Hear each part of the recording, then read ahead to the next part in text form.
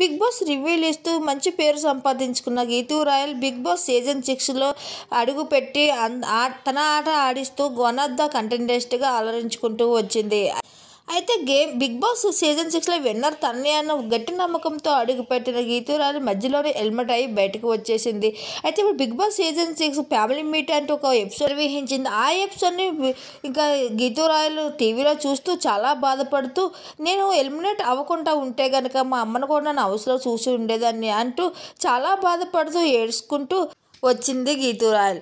ఆ వీడియోని సోషల్ మీడియాలో షేర్ చేసుకుంటూ వచ్చింది. ఆ బ్యూటిఫుల్ వీడియోని మా వీడియో ద్వారా మీరు కూడా చూసేయండి.